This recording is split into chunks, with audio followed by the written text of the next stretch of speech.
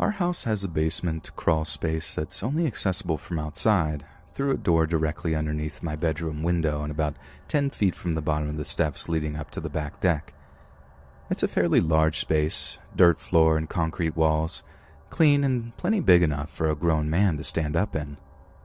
Until recently, it was half full of junk, mostly from our kitchen renovation, like paint cans and equipment and extra floor tiles and such, and had a padlock on it. We asked our yard guy to do some extra work that included cleaning it completely out, and when it was empty, we didn't bother putting the lock back on. It has a sliding bolt on it that keeps it closed in addition to the little loop thingy that you put the padlock on, so we just slid in the bolt and called it good. There was absolutely nothing in it, so no point in locking it. A couple of weeks ago, my boyfriend was out on the back deck emptying the recycling bins and noticed the door open. Someone would have had to have opened it. The sliding bolt is a bit rusty and wouldn't easily come open, and certainly wouldn't have opened on its own. He went and checked it out. Nobody there. Still completely empty. He thinks, well, okay, someone was poking around and didn't find anything interesting, but he did tell me about it and reminded me to keep the doors locked when he isn't home. A few days after that, I had the dog outside, and he ran straight to the door and started sniffing and scratching at it, and I noticed that it was slightly open again. I opened it, went inside, and walked around. Nobody there. Let me add here that we have a lot of trees and wildlife on our property, including raccoons and groundhogs in addition to tons of squirrels. We have our huge oak tree that overhangs the roof covering the master bedroom, so it's nothing unusual to hear squirrels and other animals on the roof with their little pattering feet and scratching sounds. Yesterday I was here alone, laying in bed reading a book, the house completely silent. Usually the dog will lay in bed with me, but he was fidgety acting. He was pacing and just acting really weird.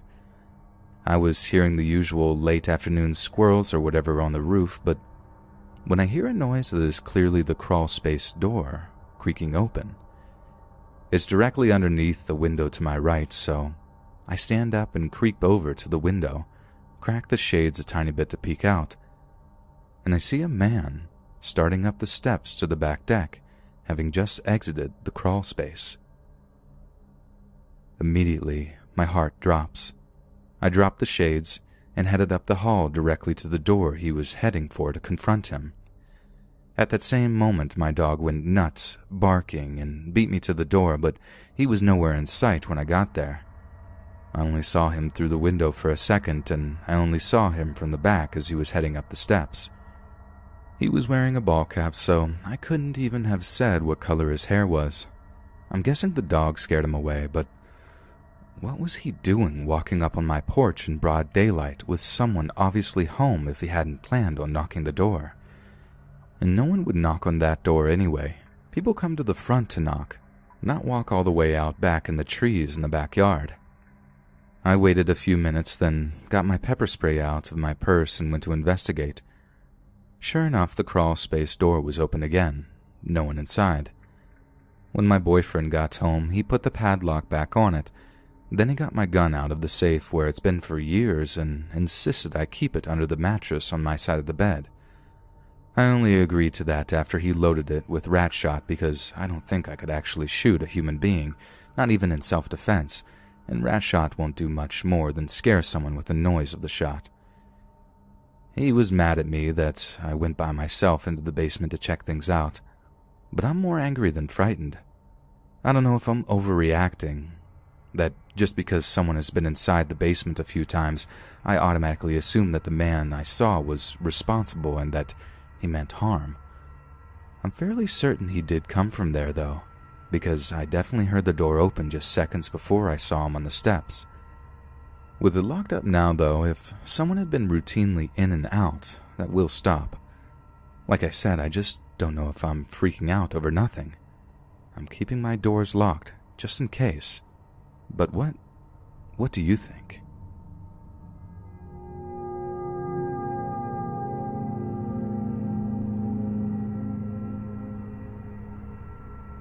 My parents split when I was about 14. It wasn't a good breakup. My dad was abusive and an addict, so When my mom left him, she was in a really bad place. Her and my older sister was in her 20s and in full-blown party mode, kept taking her to local bars since my mom was depressed. This led my mom to becoming an alcoholic since my sister was well on her way to becoming one too. During one of these nights, she met a guy. I didn't know much about him, just that they met him and his brother at a bar, and now she was dating him.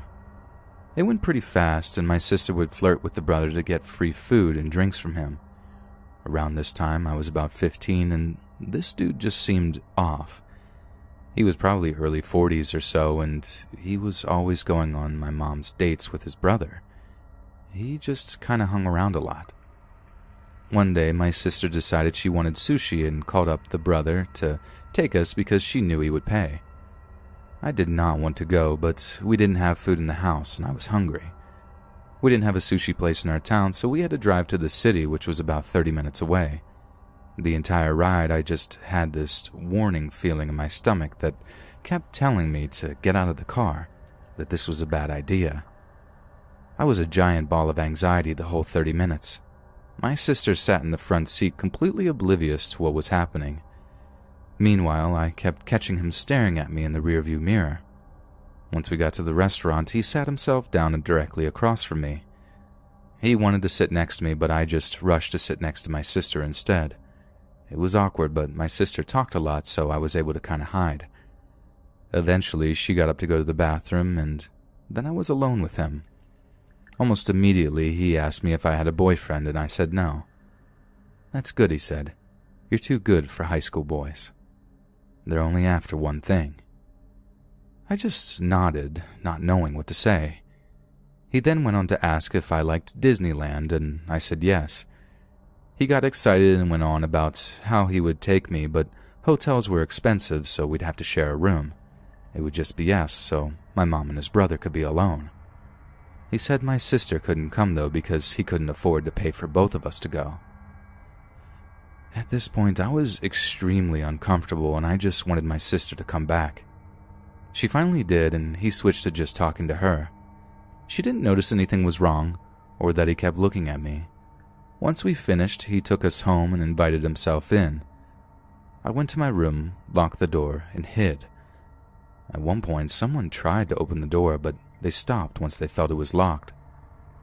My mom and her boyfriend came home around then. I tried talking to my sister, but she brushed me off. They had invited us back to their house, and I wanted so badly to stay home, but they forced me to go. Almost immediately, my mom and her boyfriend went to the room and left my sister and I with him. He got my sister drunk pretty fast and tried to get me to drink, but I kept refusing. It got to the point where my sister was almost blacked out drunk, and I was freaking out because once she passed out, it would just be us. I started texting my brothers, hoping one of them would pick me up. Thank God my eldest brother responded. I told him what was happening, and he came to get me. He showed up and told the guy that it was late and I had school, so he was taking me home. He tried to protest, but my brother was very firm about it. He loaded my sister into the car, texted my mom he was taking us home, and then we left. My brother didn't live with us since he was about 30 at the time and had his own family, so he didn't know what was going on. I told him the full story, and he got real quiet and then waited till my mom got home. He told her off and shamed her for putting me in that situation and told her that if it continued, he would move me into his house. My mom broke down then and told me she wanted to break up with her boyfriend because of his brother. And I found out when I was older that he would sneak by the door to listen to them when they were getting intimate. I think more happened, but my mom had never talked about it more than that. She broke up with him, got a good job, and sobered up with the help of my brother. It took my sister a lot longer, but she eventually got her life together as well.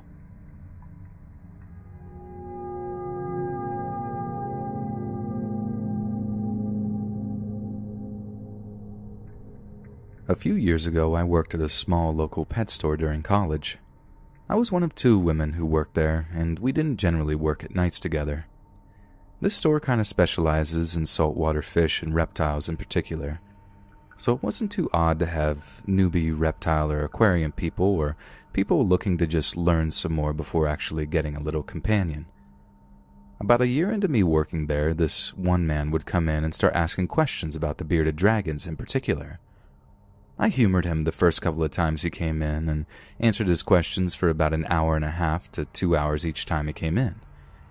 But then he just kept coming in, not buying anything, not looking at other animals, refused to talk to my other coworkers standing right next to me. He was definitely a dude with a creepy vibe, but after about the third time this guy came in and questioned me about bearded dragon mating habits for an hour, we all started getting uncomfortable. He knew my schedule because we were such a small store. I would call my friends and tell them to come hang at the shop while he was there because he was just so persistent about talking to me, and only about the bearded dragons with the occasional, "Do you have a boyfriend?" or pickup line. I told him I wasn't interested each time and told him I had a boyfriend even though I didn't. At first, we were all pretty forgiving, chalking it up to social awkwardness, but it started getting scary when he'd come in, look for me, not find me, but he'd find my car, with significant damage at the time and decorated, very obviously my car back then, and just hang out outside the shop. My boss and managers started telling me to hide out in our back employees-only rat-mouse room when he'd come in. My friends were weirded out. I was getting uncomfortable around him, and my coworkers were actively trying to curb his enthusiasm for coming in. I ended up quitting that job. Around a month later, I'm watching the news with my dad, and oh, buddy, we were in for a surprise.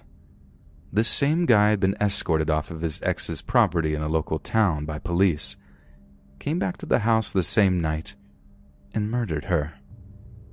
When she didn't show up for work, her coworkers called for a welfare check. Police get there, he answers the door and tells them his name is Zeus. It most definitely was not his real name. Lets the police in, and they found her in the bathtub on a tarp. They also found bloody plates, silverware, and pans in her sink. He had cooked and eaten parts of her heart, liver, and brain. He's still waiting for trial in our state, and his interview and clips of news people questioning him while the police are escorting him to court are just bonkers. He tried to claim demonic possession at one point. He had previously murdered 2 people and had been released from prison before moving to our area. Trust your instincts about the people you interact with. People are just wild.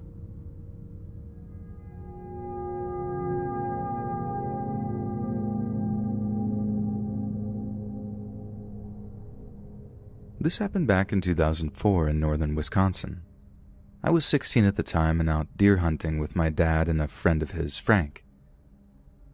I do remember this day like it was yesterday, though.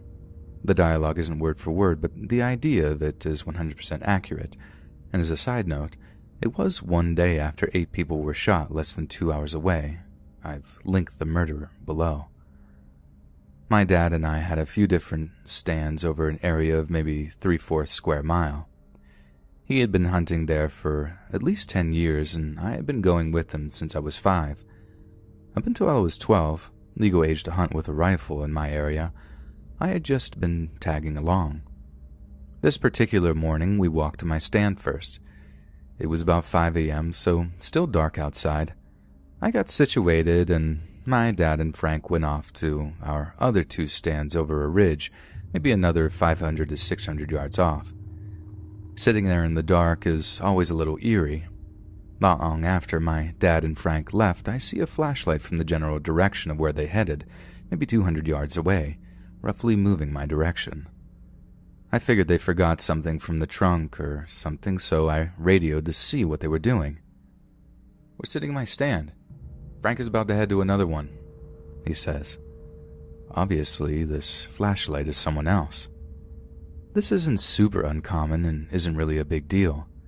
Those woods get crowded sometimes, and there was a spot to park in that general direction. I turn on my lights so that the other hunter can see that there is someone there. He stops. I see the light turn and go a different direction. No big deal. And I end up dozing off while it's still dark out. When I wake up, the sun is up. It's around 8 a.m. I sit there for a bit, radio my dad to see if he has heard or seen anything moving. Nothing yet. A couple of gunshots off in the distance is all, he says. I get up and go for a slow little walk to get my blood moving a bit. Not far, maybe 30 yards out and back, trying not to make a sound. I come back to my stand, sit down, and take a real good look around. Nothing really going on. I finally look out to my left where I had seen the flashlight before and see orange. For anyone unfamiliar, hunters have to wear blaze orange during gun season. I radio my dad and Frank to see if either one of them were moving around, and Dad says no. I hear nothing from Frank. I grab the binoculars out of my backpack to see if it's Frank. It's definitely not. This guy is looking at me through a scope, rifle aimed directly at me. This is a huge no-no. Massive rule we all learn in hunter's education to never point your rifle at someone you don't intend to shoot. Dumb people still do it, though. It's few and far between, but it happens, and this is why normal people use binoculars. My first thought, what a freaking idiot. Thing is, even with me looking at him, he doesn't put his gun down. Now, I'm starting to panic, thinking I'm going to be the next hunting murder victim. I slowly grab my rifle, get up, staying behind as many trees as I can, and walk down a little path to the side of my stand. My stand was on this kind of little knoll on the side of a much larger hill. Radio my dad, tell him what's up. He tells me to sit tight and stay out of sight. Obviously, as a 16-year-old, I couldn't do that and had to keep looking. Every time I looked, the guy was still aiming my direction, but was always standing in a different spot. Like I would look, go back to hiding, look again, and he would be 30 yards from where he was the last time. About 10 minutes of this goes by when my dad radios me. "How you doing, bud?" Looking back, he was very obviously trying to keep me calm. At the time, I thought he wasn't taking me seriously. He's still there, but he keeps moving. I don't know what his problem is. Dad told me to just keep hidden and he'll figure it out, that he'll be coming up near him in a minute or two. That's when I hear the shot. I lost my mind trying to get a hold of my dad. Did he just get shot? Where is he? Did he have to shoot the guy? What's going on? I sit there for maybe 2 to 3 minutes that felt like hours. "All right, come on out and head toward my stand." I peek up over the little knoll I was behind and see my dad waving from along the ridge the random guy had been on. I make the track on over to him and see what happened. Turns out Frank was feeling a little restless and took a little stroll and ended up on the other side of that particular ridge the stranger was on, not knowing he was there. He had knocked his radio battery loose while he was getting situated earlier in the morning and had no idea anything was even going on. The shot I heard was actually Frank shooting a deer. Dad said as soon as Frank shot, the guy ran away from us toward the logging road. We helped Frank out with his deer and decided to call it an early day. Although I was extremely nervous, thankfully the rest of the week went on with no incidents.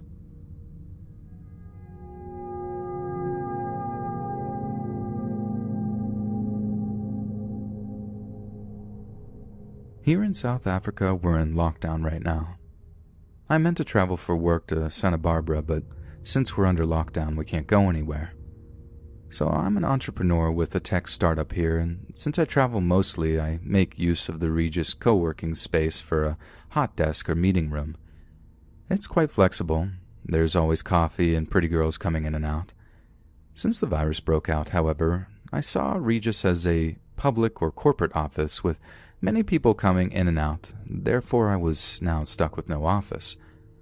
A buddy of mine told me he has an entire unused area at his house behind some offices. I would be alone. I'd have my own kitchen, lounge, TV, bathroom, etc. The catch, I would have to park on the road. So let me explain the way the road is. It's a wide, steepish road with a massive park and zoo on the left with 3 entrances and parking, and houses and businesses on the right. I use this road quite often to go to Florida Road, a popular bar and food district. There's only street lights on the houses and businesses side. As there was a red line or no parking line alongside the road on the right and left, I had to park outside the park. So I parked in the first parking nearest to the building I was working at. It wasn't near, but I still had to work a few meters. I've attached the Google Street View here. The first parking space is where my car was parked, on the left side of the road, and the office was a building way down the road on the right. The story takes place one night before the lockdown. I had a call with a company in Denver, Colorado, which I had to start at 6 p.m. SAST. It went well, and I decided to pack up and leave. I wore formal shoes and carried my laptop on my back. Being paranoid, before I left, I looked on the CCTV before opening the gate. I didn't see anyone outside. I then proceeded to buzz myself out, lock up, and walk out. I don't know how, but in the time it took for me to walk from the building to the gate, a man appeared. He seemed drunk or high and just hanging around against the fence on the side of the road my car was, wearing a hooded sweatshirt with the hoodie down, torn brownish jeans, and sneakers. I started walking and looked down, keeping track of him from the corner of my eye. Mine was the only car left, so I would assume he knew that was mine. As I got closer to my car, I noticed him starting to walk out toward me. I ignored it. He was still walking diagonally, trying to cut me off. He then said, as he was maybe 5 meters away, "Let me help you with your bag." Now, I had a comfortable laptop backpack on. I was walking hands-free, and yet he asked to help me with my bag. In South Africa, car guards usually help you with your grocery bags and expect a 5 or 10 ZAR tip, but not this guy. This guy knew what I was doing, where I was going, and what I was carrying. To make matters worse, he had his left hand in his hoodie pocket and was now walking faster. It all went down in a split second. He suddenly lunged at me, but being a football player, I feigned left and went right. In that split second, I thought if I ran to my car, which was still another 10 to 15 meters away, I would have surely not made it. I'm fast, but fumbling my keys, opening the door, getting in, I didn't seem confident. So I made the decision of jumping the fence into the now dark park. I made it with one leap over, albeit slower since my laptop backpack kept bouncing on my back. As soon as I hit the ground, I took my laptop bag off, held it in my hand, and ran. I looked for a dark spot to hide, so I ended up behind a massive tree in the park. There are a few of them, but it was the only one that didn't have a light hitting it. I heard him running and slurring his words and saying something like, "Just give me the bag." So my car was on the other side of a tennis court. If I could get to the tennis court, sneak around that, and run to my car, I would make it. But there was a lit open space between this tree and the tennis court, and he was running straight through that space. I watched the angle of him running, and slowly rounded the tree to keep myself out of his line of sight. I honestly think him being high helped me immensely here, as he ran straight past and toward the other side of the park. When he was a distance away, which couldn't have been more than 20 meters, I made a break for it. Not being quiet now, I pushed away every branch and leaf, which he heard and turned around and saw. I burst around the tennis court. Stupid, 'cause I should have just went back the way I came. I turned around and saw him yelling and running back at me, stumbling every now and then, but picking up the pace and actually gaining on me. I could see he had a knife, and it was out now. I puffed my way up the hill, opened the car, and jumped in. I locked the door with my laptop on my lap and started my car. When I looked back at the darkness, he was gone. He must have slunk back into the park when I was out of range. But where?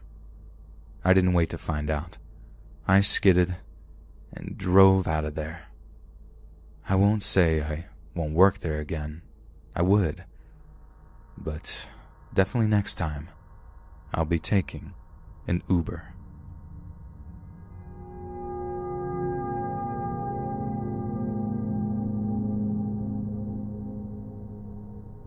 This story happened to me and my girlfriend, now fiancée.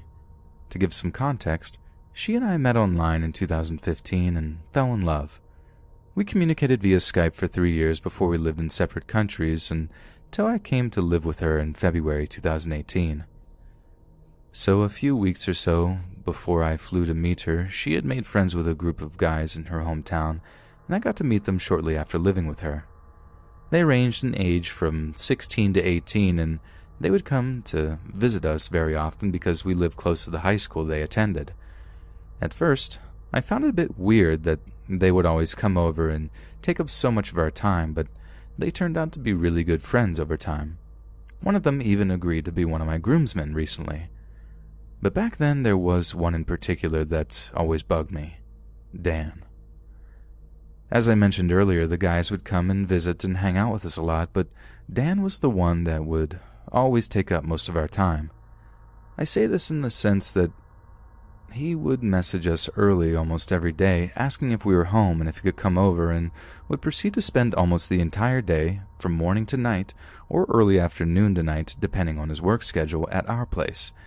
He would also go out of his way to meet us and bump into us wherever we went, whether it was at the store, a coffee shop, or any other place you could think of. While I found this annoying, there wasn't anything particularly creepy or weird going on yet. Mind you, we live in a small town where it's almost impossible not to run into someone you know on the way to buy groceries or something like that. Plus, I had only known him for about as long as my fiancé had known him, which wasn't a very long time, so I thought I was maybe judging him too harshly. Also, he was in a long-distance relationship with a girl from another country whom he was hoping to meet in real life just like me, so I could at least relate to him on that aspect. I decided to let it slide, but made a note to keep an eye out for any suspicious behavior. The problem seemed to start once he also started trying to incorporate himself into other aspects of our life. He would make friends with anyone we'd been friends with for a long time, tag along with us whenever we were going to meet up with said friends, even though he hadn't been invited, hang out with them without us knowing, etc. My favorite instance, and the one that made me become more suspicious with him, was one time when we were going to hang out with some longtime friends of my fiancé. As the friend had finished her shift and we were getting ready to get into the car to drive over to her place, Dan suddenly shows up and joins us to their place uninvited. It was just so off-putting that he would just invite himself over without our friends or even our permission. Then, when we were done there and walking home, the three of us passed his house. We lived further away at the time and assumed he'd go home. But nope.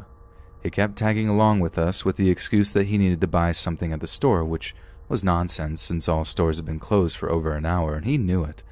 So he kept walking with us until at one point when we were almost home, we put our foot down and told him that we were tired and just wanted to go to sleep as soon as we got home and told him to go home.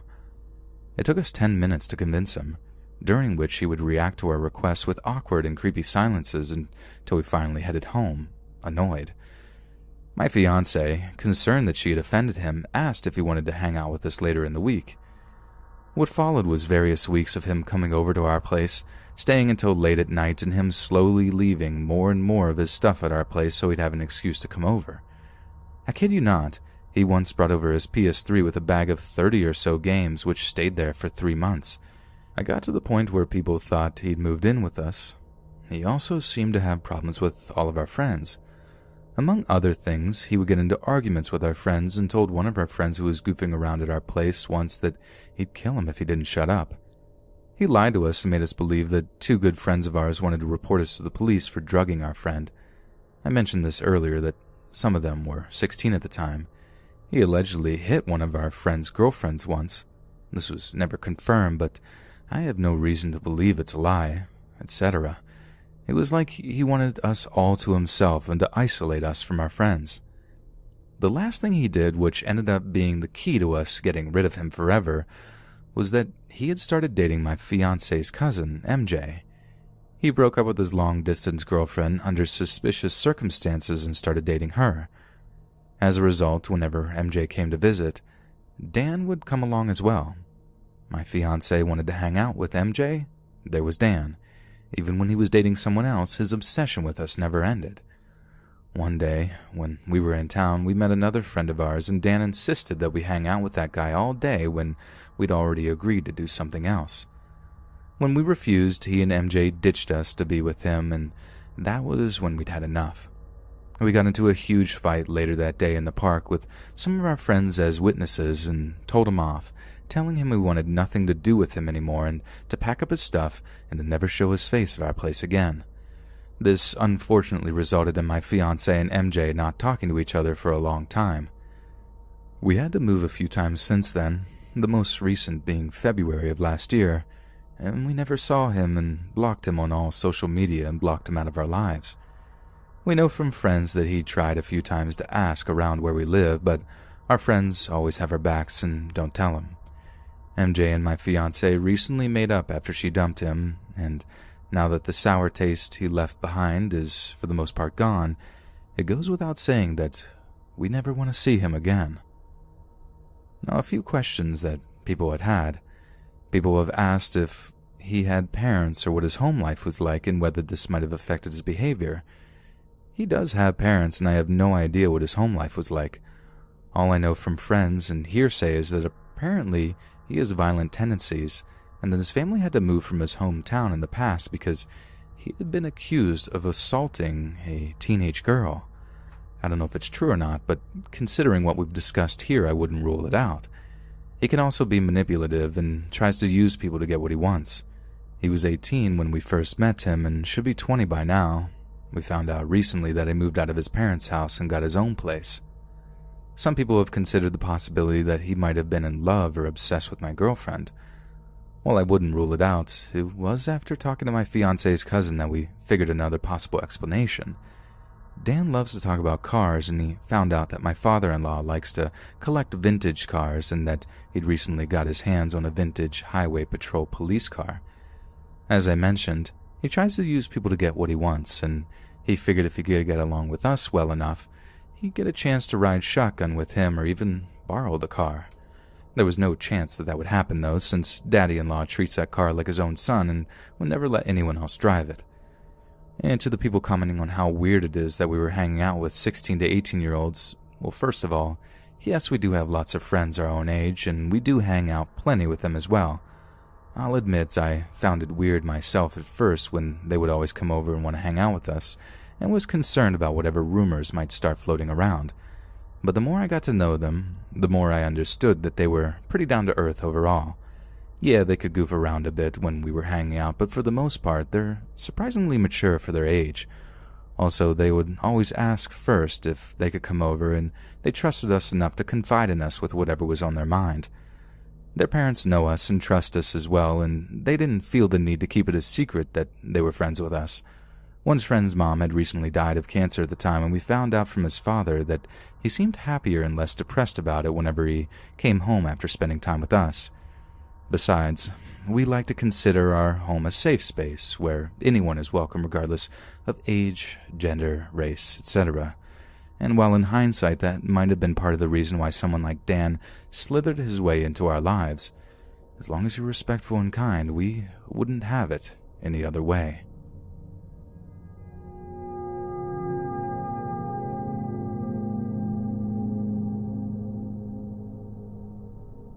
This incident happened to me over the Christmas holiday this past year, and it just occurred to me that the sheer insanity of it may make it for a good fit for this sub. For reference, I'm a 24-year-old female. My cousin and I decided to go up a few hours north for a nice winter cabin weekend. It went great, nothing creepy at all. On our final day, we packed up at 6 a.m. and hopped in the car to get an early start on the 5-hour drive we had ahead of us. It was a foggy morning, not actively snowing, but previous snowfalls had piled up quite a bit, making the drive a little risky on the dark early hours of the morning. My cousin was driving, and we're chatting and listening to podcasts, not too aware of our surroundings.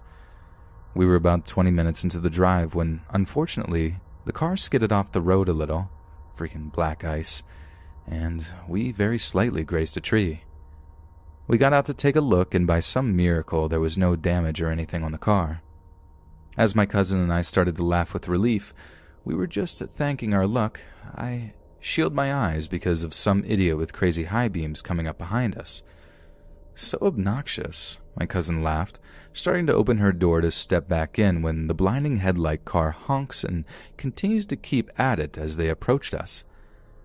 My cousin and I looked at each other, super confused, but quickly hopped back in the car.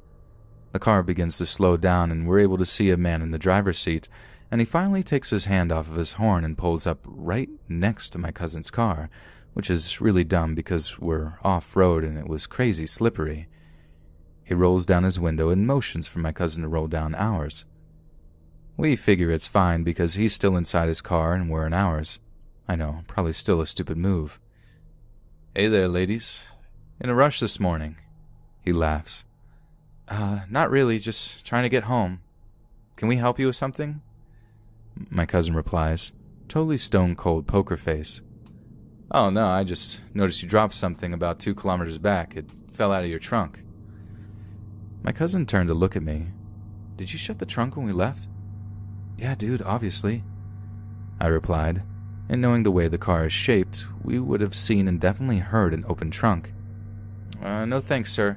I think you might have mixed us up with somebody," my cousin said and immediately rolled up her window.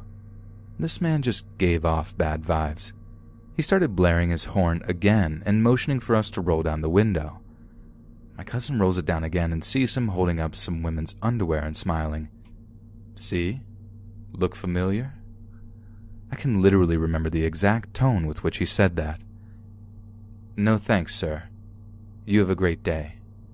My cousin quickly rolled up her window again and floored it, quickly hopping back on the road, and thankfully the man was either taken aback or just gave up, and we didn't see him for the next hour or so.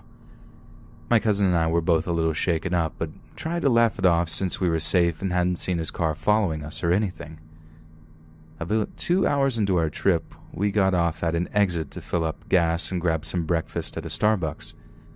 My cousin and I mobile ordered, and I was going to quickly run in to grab our food and drinks. It had started snowing at this point, and while the sun had been up for a little bit, it was still foggy and gloomy, making it hard to see the surroundings. I ran in, and as I reached for our food, someone's arm reached over mine to grab a napkin, and I instantly flinched back. When I looked up, I truly almost soiled myself. It was the guy from earlier. Despite him never getting out of the car, he did have his lights on, and I was able to get a clear view of his face. It was him, I was sure. "Look at us, just like old friends." He smiled at me. I immediately looked down, grabbed my food, and started walking out of the store. As I left, I heard him talking to the barista, saying, "See that beauty queen? That's my beauty queen." What? I almost had tears in my eyes because I was so terrified. I power walked back to the car, almost tripping outside because I was so scared and not walking like a normal person. I hopped in and screamed, "We need to get back on the road. He's inside the Starbucks." My cousin started laughing, thinking I was pranking her, but she quickly realized that was not the case when the man walked out of the Starbucks a few seconds later, with no drink or food in his hand, walking straight towards our car, waving at us. My cousin quickly started to turn the car on when the man reached into his pocket. I genuinely thought he would pull out a weapon, holding up the underwear he had from before. Thankfully, my cousin took no time in backing out of there and speeding back onto the highway. We both were freaking out at this point, not sure how he ended up at the same stop as us despite us not seeing him behind us at all. He could have taken some sort of back roads we didn't know about, but it would have taken him much longer than us to get there. Unless he was trailing behind, I don't know. We quickly tried to find an alternate route on our Maps app, and thankfully there was one that made us go through some local roads which we hoped might help. Of course, with our luck, as we were going through a smaller town, I felt the car getting gradually lower on my side. We pulled over at a well-lit gas station and realized we were losing air in one of the tires. We were both too scared to get out, but figured if we went together it might be less scary. So we did. We filled up the tire with some air and it seemed to be okay. We got back in the car, back on our way. Everything seemed to be fine until 10 minutes later when this car seemed to appear out of nowhere directly behind us. My cousin and I looked at each other, having no idea what to do if it were the man. Our suspicions were confirmed when he blared his stupid horn yet again, then quickly swerved off the road to get right next to us, so this time he was on my side. He had his window rolled down and was screaming at us. At this point, I didn't care, and called my brother-in-law, who's a cop.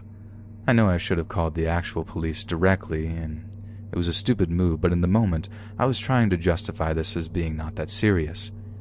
My brother-in-law told us to drive directly to the nearest police station and to call them right away so that they would be alert. Literally as he was instructing me, the creep braked his car, just skid to a stop on the side of the snowy, icy road. We were still speeding away, so it quickly got harder and harder to see him, but from what I could make out, he had gotten out of his car and was sitting on the hood. Just sitting on the hood of his car in freezing, snowy weather. My cousin and I didn't want to stop to do anything with about an hour left in our journey. We decided just to book it straight home, and thankfully, that was the end of that.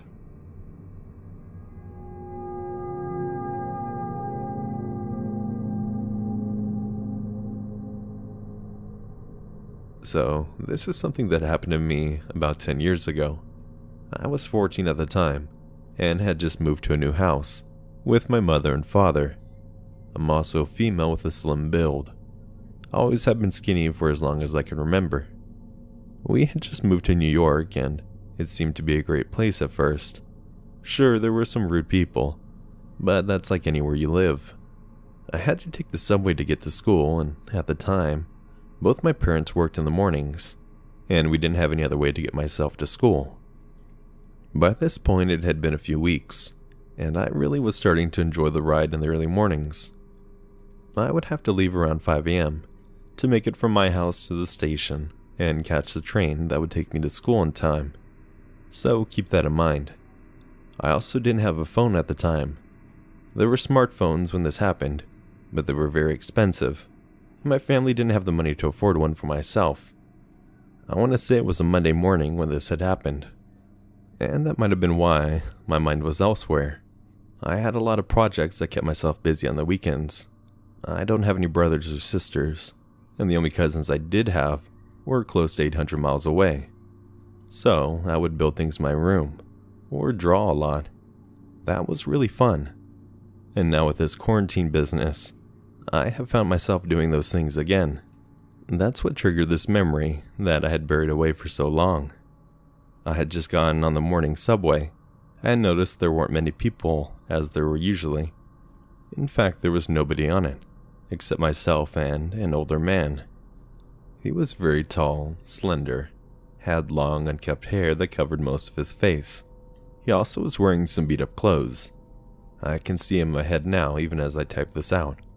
I am extremely socially awkward, so looking at people when I'm in public can be hard, if not impossible at times. Now I wear headphones in my ears so others will not talk to me. But like I said before, I could even afford a phone, so an MP3 player was out of the question as well. I did, though, have a book with me. That I would read. So I did what I usually did and put the book up and buried my face in it. Looking back now, I wish I had not. Otherwise, I might have seen him making his way across the subway cart and closer to me. I remember reading my book, and all of a sudden this strong smell started to linger around me. It was very stale and smelled like piss, to be honest. I suspect he was homeless. When I catch the smell, it breaks my attention to my book, and I look up. And when I did, I saw him standing there right in front of me. Now all of these red flags I should have seen were going off like crazy. He just stood there for a long time, not saying anything at first. I still couldn't see his face, and his hands were shaking. He spoke softly and I couldn't hear him. I stuttered out the words, "I'm sorry?" Then he screamed at me, "You're gonna be sorry." The next part is kind of a blur. I remember him putting his hands over my face and pushing me into my seat. I was in such shock I couldn't even scream. Not that anyone could hear me anyways. I did try to push him off myself, but it was no use. He was not much bigger than myself, besides his height, but I still could not get him to budge. He started to whisper things in my ears that didn't make any sense. Some of it sounded like words, and some of it sounded like a mixture of many words. I remember the train announcer saying that the next stop was coming, and I felt some sort of ease pass over me. He must have heard this too. The next thing I knew, he was grabbing me by the feet and started to drag me to the far end of the cart. I had tried to hold on to the bars as best as I could, at this point now crying for help. As he was pulling me, the train had started to slow down and made us stop. I remember he was trying to put his hands over my mouth and face, and he was sitting on my leg so I couldn't get away. I couldn't see anyone at first getting on the subway, and the fear that when the doors closed again, he would most likely kill me set me into shock. I couldn't even move if I wanted to at this point. But just as the doors seemed like they were going to close, 3 other teenagers had jumped into the train and were laughing. I don't think they noticed us in the corner at first, but something came over me and I bit his hand as hard as I could. He screamed and that got their attention. They looked around at first, and when they spotted him, 2 of them had charged him, and one of them that I could see was calling out of the train to someone. They pulled him off of me and started to push him against the seats, and now whoever was being called to was coming onto the subway. It was one of the security guards that worked in the subway, and he was running to them. I just sat there for a long time. He was escorted off the cart and they asked if I was okay. I don't remember a lot that was exchanged, but they did ask if there was anyone I could call. And me being 14, I didn't want to get in trouble. I said no and that I was fine. I spent the next couple of weeks covering my bruises with my mother's makeup, so no one would notice. Until this day, I still haven't told anyone in my family what happened. I never got on a subway alone again. So, Subway Man, I pray we never meet again. Hey friends, thanks for listening. Be sure to subscribe and click that notification bell to be alerted of all future narrations. If you get a story, be sure to submit them to my subreddit, r/Let's Read Official, and give and receive feedback from the community, and maybe even hear your story featured on the next video. And join my Discord to interact with me and other listeners directly. And if you want to support me even more, grab early access to all future narrations for just $1 a month on Patreon, and maybe even pick up some Let's Read merch on Spreadshirt. And check out the Let's Read podcast, where you can hear all these stories in long compilation form and save huge on data, located anywhere you listen to podcasts. All links in the bio. Thanks so much, friends. And remember, sleep tight, and don't let the lizard people bite.